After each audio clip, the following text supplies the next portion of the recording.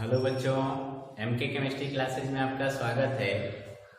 आज का हमारा टॉपिक है हाइड्रोजन स्पेक्ट्रम में रेखाओं की श्रेणियां। पिछले लास्ट वीडियो में हम लोगों ने पढ़ा था कि परमाणु स्पेक्ट्रम क्या होता है या हाइड्रोजन स्पेक्ट्रम क्या होता है, ठीक है। और जब हाइड्रोजन स्पेक्ट्रम बन रहा था तो उससे विभिन्न प्रकार की रेखाएं प्राप्त हो रही थी, या यूं कहा जाए कि समान प्रकार की रेखाएं मिलके एक विशेष प्रकार की श्रेणियां बना रही थी, जिनको हम लोग कहते हैं स्पेक्ट्रम में रेखाओं की श्रेणियां। तो वो कितने प्रकार की रेखाएं मिल रही थी या उन रेखाओं से कितने प्रकार की श्रेणियां बन रही थी, आज उनको हम लोग जानेंगे कि लाइमन श्रेणी क्या होती है, बामर श्रेणी क्या होती है, पाश्चन श्रेणी क्या होती है, ब्रैकेट श्रेणी क्या होती है, फुंड श्रेणी क्या होती है, हम्फ्री श्रेणी क्या होती है। कुल मिला के 6 श्रेणियां आपको पढ़नी है। समझ में बात आ गई। और ये श्रेणियां बनती कैसे हैं? जब कोई इलेक्ट्रॉन होता है उसको बाहर से ऊर्जा देते हैं, तो कैसे ऊर्जा देते हैं, क्या करते हैं, ये हम लोग पिछले वीडियो में पढ़ चुके हैं। यदि आपने वीडियो नहीं देखा है तो चैनल पे जाकर उसको आप देख सकते हैं। तो जब बाहर से एनर्जी देते हैं, उसको हीटअप करते हैं, तो अपने मूल अवस्था को छोड़ के चला जाता है उच्च ऊर्जा अवस्था में, और फिर कुछ समय बाद जितनी एनर्जी उसने ग्रहण किया था उतनी एनर्जी का त्याग कर कर उस उत्तेजित अवस्था से पुनः अपने मूल अवस्था में आता है।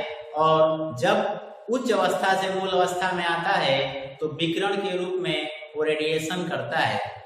आया बात समझ में? तो जो रेडिएशन हो रही, उसी रेडिएशन से विभिन्न प्रकार की रेखाएं प्राप्त होती हैं और उन्हीं रेखाओं से विभिन्न प्रकार की श्रेणियां बनती हैं। तो उन्हीं श्रेणियों के बारे में हमको जानना है कि कहां से इलेक्ट्रॉन कहां आएगा तो कौन सी श्रेणी बनेगी।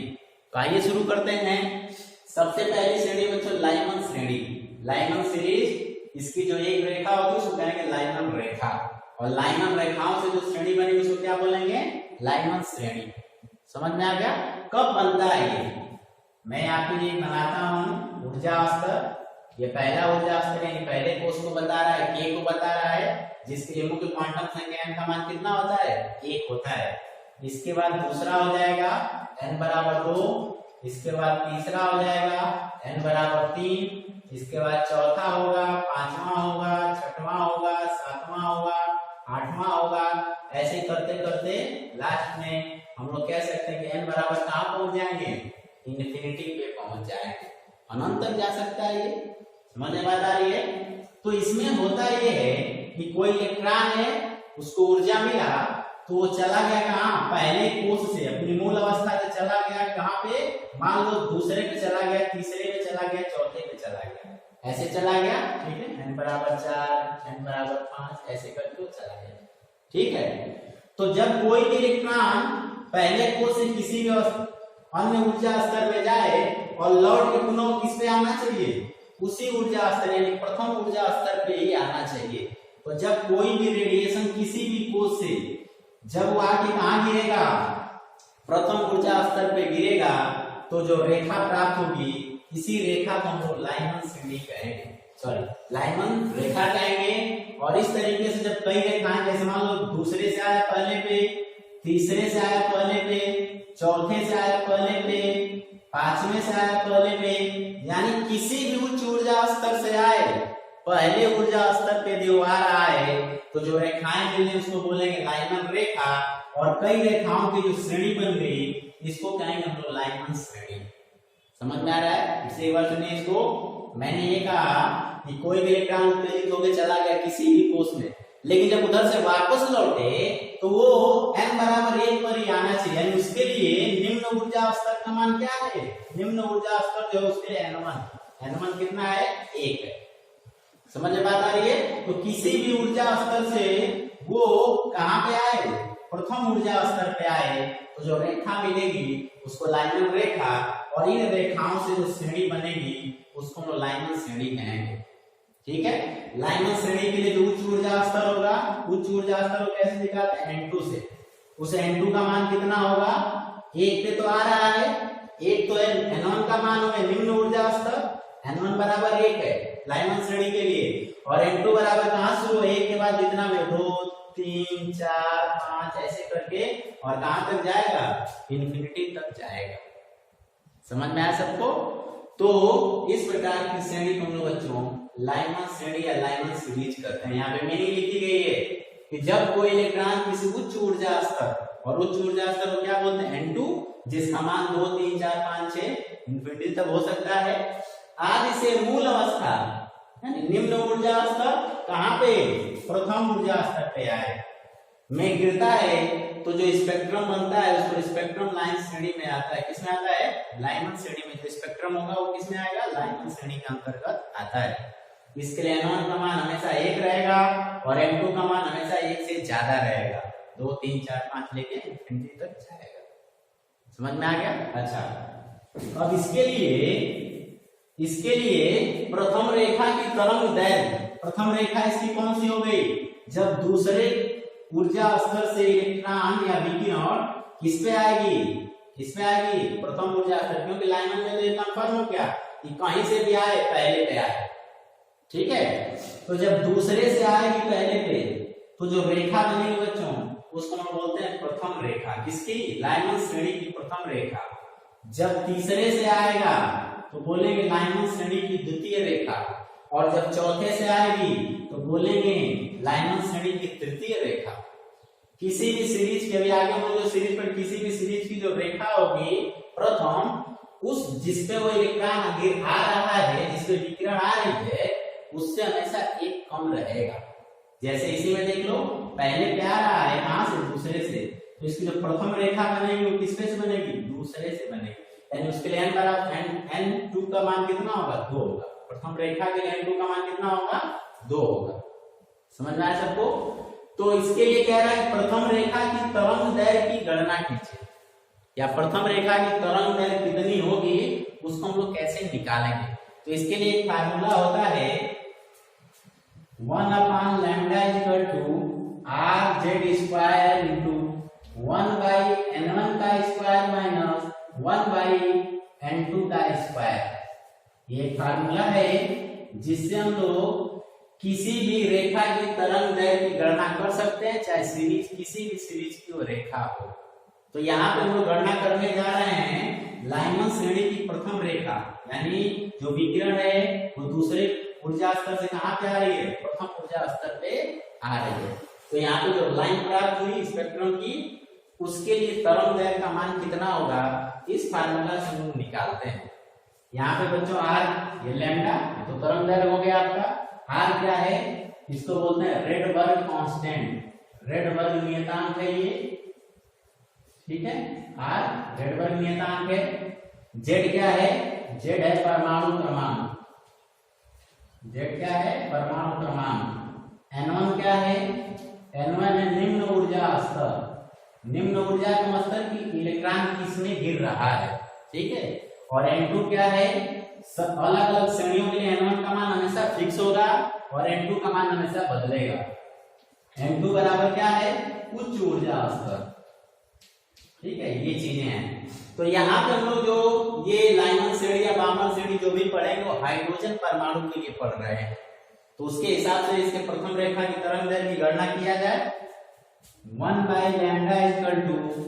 = अभी r का मान आपको नहीं रखा, रेडबर्ग नियतांक है, इसका जो मान होता है वो मैंने पीछे जाकर आपको लिखवाया था, उसको अभी नहीं रखेंगे। इसके लिए हम लोग आगे एक ट्रिक देखेंगे, उसके हिसाब से इसको सॉल्व करेंगे।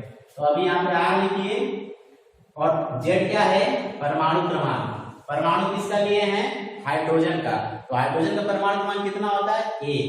यहाँ पे हो जाएगा 1 का वर्ग इंटू 1/n1 कितना है इसके लिए, प्रथम रेखा, ठीक है। और मैंने बताया कि लाइमन श्रेणी में हमेशा n1 का मान कितना रहेगा, हमेशा 1 रहेगा, n1 हमेशा 1 रहेगा। तो यहाँ पे लिखेंगे 1 का वर्ग माइनस 1/, किस रेखा के लिए निकाल रहे हो, प्रथम रेखा के लिए, और प्रथम रेखा के लिए n2 का मान कितना है, 2, हो जाएगा 1/2 का वर्ग, ठीक है। इसको सॉल्व किया जाए 1/λ = r, 1 का वर्ग होगा आपका 1, ठीक है। इसको लिखें चाहे ना लिखें, तो इसको छोड़ देते हैं। इसके बाद ये हो जाएगा 1 और यहाँ पे हो जाएगा 1 का वर्ग, तो इसको हम लिख सकते हैं 1 माइनस 1/2 गुना ये कितना हो जाएगा, 4। ये हो जाएगा 1 माइनस 1/4। अब इसको आगे सॉल्व करते हैं 1/λ = आर और इसको सॉल्व करेंगे, इसका एलसीएम लेके इसको सॉल्व करेंगे तो हो जाएगा 3/4। ठीक है, अब ये 1/लैम्डा है तो हम लोग लैम्डा लिखेंगे, लैम्डा बराबर तो ये उल्टा हो जाएगा, इसका हो जाएगा 4/3 गुणे आर। समझ में आ गया सबको? अब हम लोग इसको एक और रूप में लिख सकते हैं, हम लिख सकते हैं लैम्डा बराबर 4/3 और ये जो आर लिखा है बच्चों इसको हम लिख सकते हैं 1/r। समझ में आ गया? इसको हम लोग क्या लिख सकते हैं 1/r, ऊपर था इसको नीचे लेके तो 1/r लिख देंगे। अब यहाँ पे 1/r का मान होता है बच्चों 911 एंगस्ट्रॉम, इसीलिए मैं कहा था कि यहाँ पे r की वैल्यू अभी नहीं रखेंगे। हम लोग इस प्रकार के सवाल को जब हल करेंगे तो हम लोग 1/r का वैल्यू रखेंगे और 1/r का वैल्यू होता है 911 एंगस्ट्रॉम। और यहाँ पे रख दो तो लैम्डा बराबर हो जाएगा, लैम्डा बराबर 4/3 गुणे 911 और इसको जब सॉल्व करोगे तो लैम्डा का मान निकल के आएगा लगभग 1216 एंगस्ट्रॉम। तो ये हमने देखा कि प्रथम लाइन की जो रेखा है, प्रथम रेखा जो है लाइनमैन श्रेणी की, उसकी तरंग दैर्घ्य का मान कितना गया 1216 एंगस्ट्रॉम। इस फार्मूला से आप इसको निकालेंगे। इसी तरीके से आपसे द्वितीय रेखा का पूछे तो जब द्वितीय रेखा का पूछेगा तो n बराबर तो एक ही रहेगा, n2 बराबर कितना हो जाएगा, n2 बराबर हो जाएगा 3। जब आपसे तृतीय रेखा का पूछे, मैं कह रहा हूं जिस रेखा का पूछेगा उसके लिए n2 का मान उससे 1 कम होगा, तो तृतीय रेखा का पूछे तो n2 का मान कितना हो जाएगा 4। समझ में बात आई? इसी तरीके से आपसे चतुर्थ रेखा का पूछे तो n2 का मान हो जाएगा 5 और यहाँ पे n2 का मान बदल के और इसी तरीके से आप निकाल लोगे। हम लोग एक और निकालते हैं अंतिम रेखा की तरंग दैर्घ्य। किसका निकालते हैं? अंतिम रेखा की तरंग दैर्घ्य। जब अंतिम रेखा की तरंग दैर्घ्य निकालेंगे तो अंतिम रेखा कौन है? ये इनफाइनाइट है। समझ में आया सबको? तो जब यहाँ पे इनफाइनाइट रखोगे और इसका वर्ग इनफाइनाइट का वर्ग इनफाइनाइट होगा, बात समझ में आई?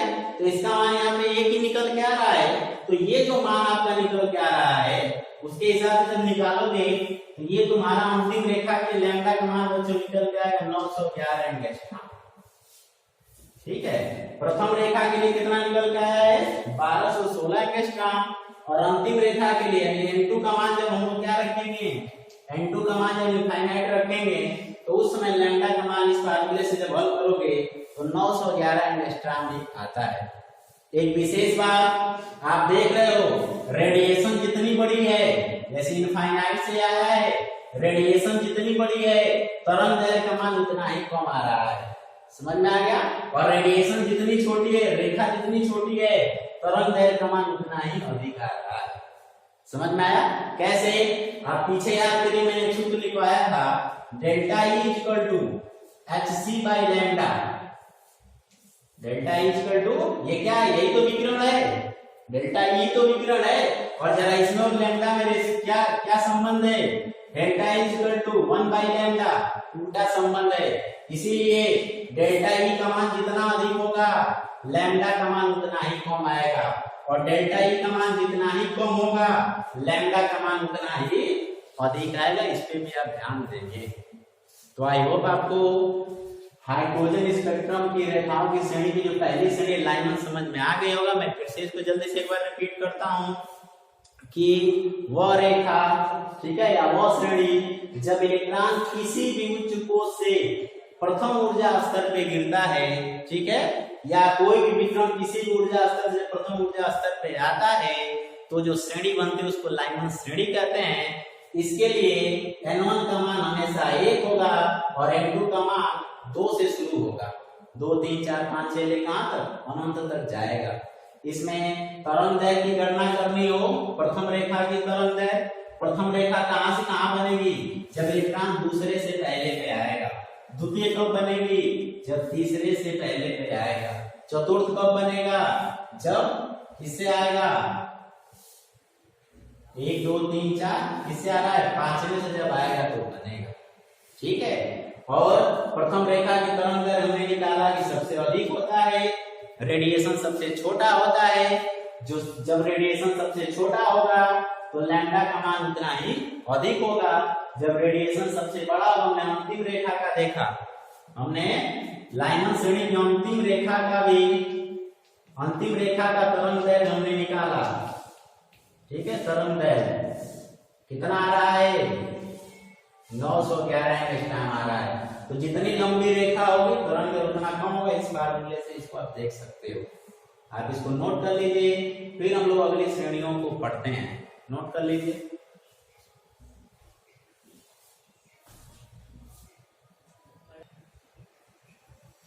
चलिए अगली श्रेणियों को देखते हैं। पहली श्रेणी हमने देखा लाइमन सीरीज है। लाइमन श्रेणी जिसमें इलेक्ट्रॉन किसी उच्च ऊर्जा स्तर से कहां आ रहा था? प्रथम ऊर्जा स्तर से।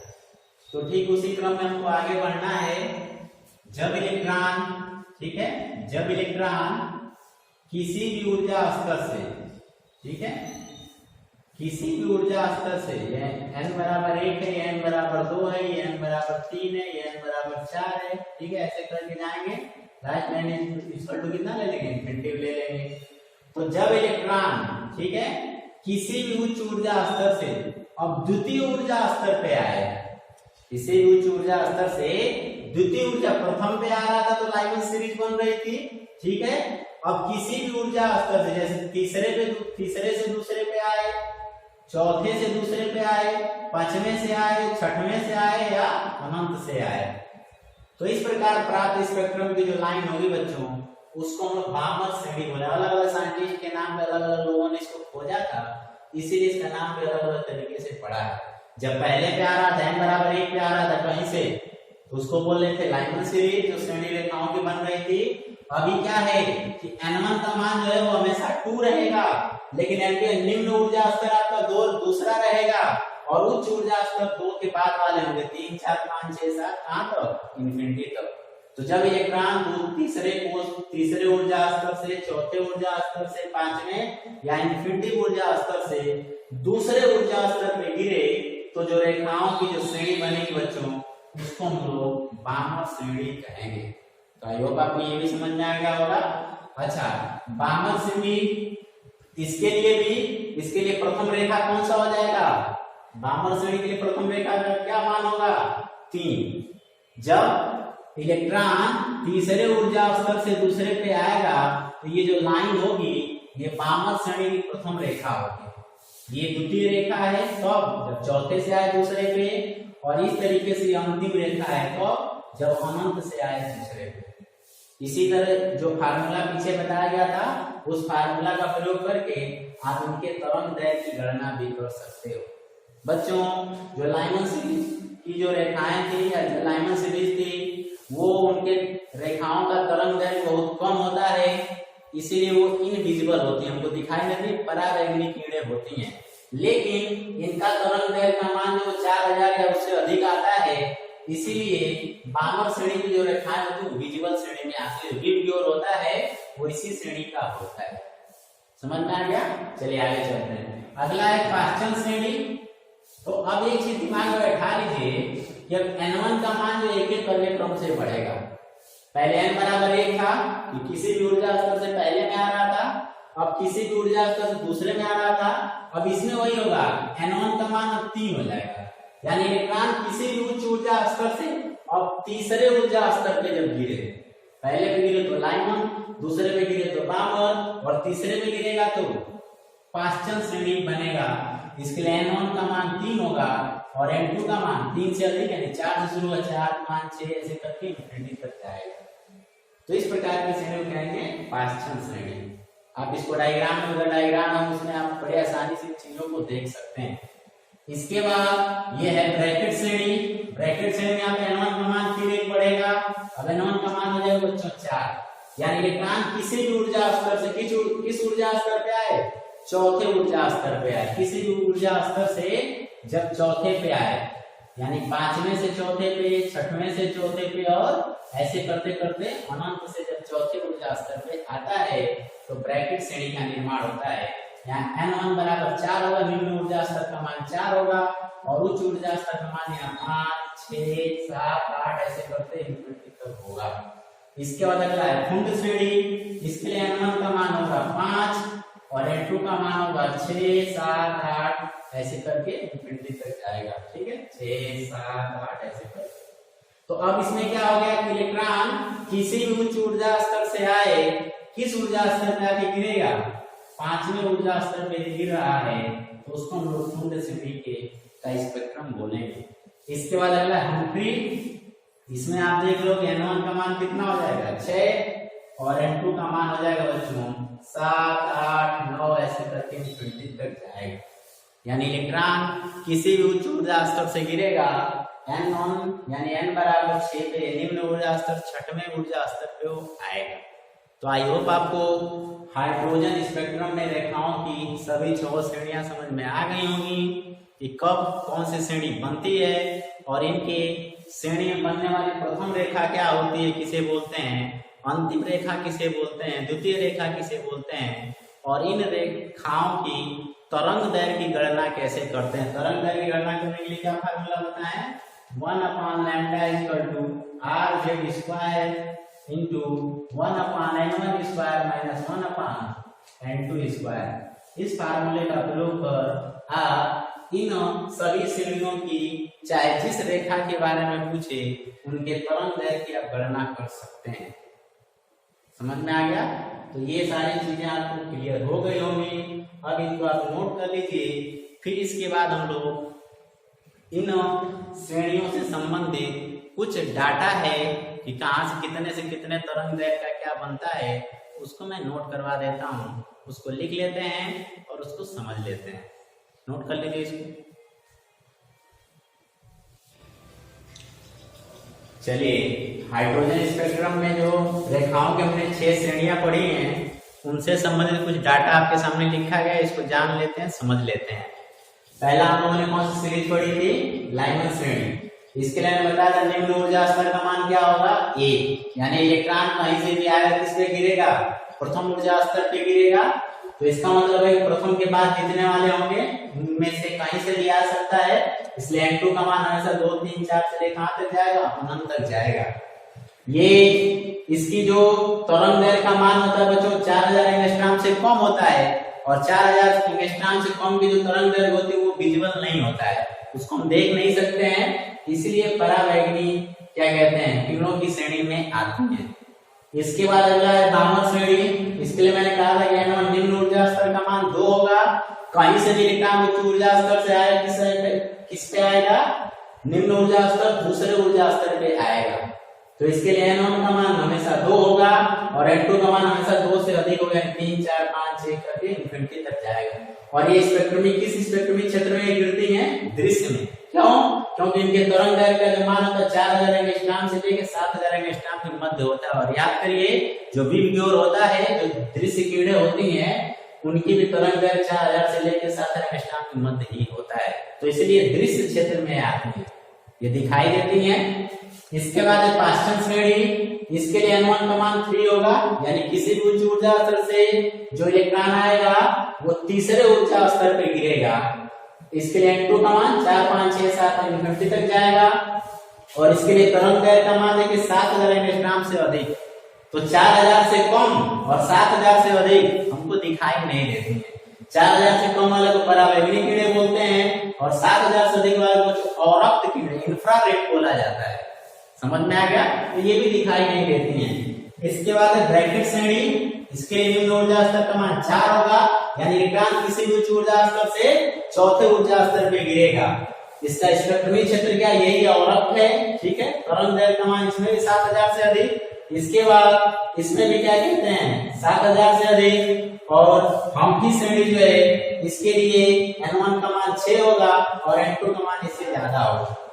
और ये दूर अवरक्त होती हैं, ठीक है, ये भी इंफ्रारेड में ही आता है और इनके भी तरंग दैर्घ्य का मान 7 से अधिक होता है। तो आई होप आपको ये चीजें समझ में आ गई होंगी, इसमें कैसे क्या हो रहा है, ठीक है। अब इससे संबंधित एक चीज दिया हुआ है बच्चों, इस पे आप ध्यान देंगे। नीचे मैंने लिखा है कि किसी दिए गए n के मान के लिए कुल स्पेक्ट्रमी रेखाओं की संख्या इस सूत्र द्वारा ज्ञात करते हैं। ये क्या है, मैंने एक उदाहरण देके लिखा है कि n बराबर 4 के लिए कुल स्पेक्ट्रमी रेखाओं की संख्या की गणना कीजिए। क्या इसका मतलब है, इसको मैं यहां बताता हूं। जैसे मान लीजिए कि ये 4 ऊर्जा स्तर है, ठीक है, 4 ऊर्जा स्तर है। तो चार ऊर्जा स्तर से कोई भी इलेक्ट्रॉन जब भी आएगा तो हमेशा नीचे वाले पे आएगा। तो पूछ रहा है कि चार ऊर्जा स्तर से कुल कितनी स्पेक्ट्रमी रेखाएं बनेगी, तो उसको काउंट करने के हम लोग इस फार्मूले का प्रयोग करेंगे। पहले मैं इसको प्रैक्टिकली बताता हूं, फिर इसको फार्मूला अप्लाई करते हैं। जैसे देखिए इसमें कितने तरीके की स्पेक्ट्रम रेखाएं बनेगी। पहला है यहां से यहां पे आए, दूसरा है यहां से यहां पे आए, तीसरा है यहां से यहां पे आए। समझे बात आ गई? दूसरे से आ सकता है, तीसरे से आ सकता है, चौथे से आ सकता है। इसके अलावा संभावना देखिए हो सके इसमें से यहां आए, फिर इसके बाद यहां से यहां आए, फिर यहां से यहां आए, ऐसे भी हो सकता है। इसके अलावा एक तरीका और है कि यहां से यहां आए और फिर यहां से यहां आए। समझे बात आ गई? एक संभावना और है कि यहां से यहां आए, फिर यहां से यहां आए। समझ में आ रहा है? तो अब जरा इसमें रेखाओं को गिनिए। देखिए एक रेखा जो दो बार आएगी उसको हम लोग दो बार नहीं काउंट करेंगे, एक ही बार गिनेंगे। तो जरा ध्यान से देखिए, एक ये हो गया, एक ये हो गया, दो और एक ये हो गया, तीन। ये तीनों डिफरेंट टाइप की किरणें हैं, अलग अलग प्रकार की, उन्हीं को काउंट करना है। तो ये एक दो तीन, इसके बाद ये एक चार, एक पांच, ये नहीं काउंट करेंगे क्योंकि यहाँ पहले इसको हमने काउंट कर लिया यहां से यहां तक वाले को। तो एक दो तीन चार पांच और एक अलग टाइप की ये बन रही है। देखो क्या बन रही है, ये यहां से यहां तक। इसको फिर काउंट नहीं करेंगे क्योंकि इसको हमने यहाँ काउंट कर रखा है, और इसको भी काउंट नहीं करेंगे क्योंकि यहाँ पे इसको हमने काउंट कर रखा है। इसको नहीं करेंगे क्योंकि यहाँ पे इसको हमने गिन लिया। समझ में आ रहा है? मैंने क्या कहा कि जब भी आपसे कहेंगे n बराबर 4, यानी 4 ऊर्जा स्तर हैं और उसपे से इलेक्ट्रॉन कूद रहा है, तो जब भी कूदेगा तो उसके निचले वाले स्तर पे, मान लेंगे निचले वाले स्तर पे ही आएगा, तो उससे नीचे नहीं जा सकता है। और इसकी आने की संभावना कई हो सकती है। मैंने बताया कि यहाँ से यहाँ पे आए, हो सके यहाँ गया था तो यहाँ से एक पे आए, क्योंकि आना तो हमेशा इसी पे है, और हो सके कि यहाँ से यहाँ पे आए। ठीक है, तो पूछ रहा है कुल कितने डिफरेंट टाइप की किरणें हमको रेखाएं प्राप्त होंगी। तो इसको निकालने के लिए फार्मूला है। देखिए इसमें कितनी मिली थी, 1 2 3 4 5, इसको नहीं गिनेंगे क्योंकि यहाँ पे गिने हैं। इसके बाद ये 6, ठीक है, इसको नहीं गिनेंगे क्योंकि यहाँ पे गिने हैं, इसको भी नहीं गिनेंगे, यहाँ पे गिने हैं, और इसको भी नहीं गिनेंगे क्योंकि यहाँ पे गिने हैं। एक तरह से दोबारा नहीं गिनना है। तो कुल कितने निकल के आ रही हैं, कुल 6 किरणें हमको प्राप्त हो रही हैं।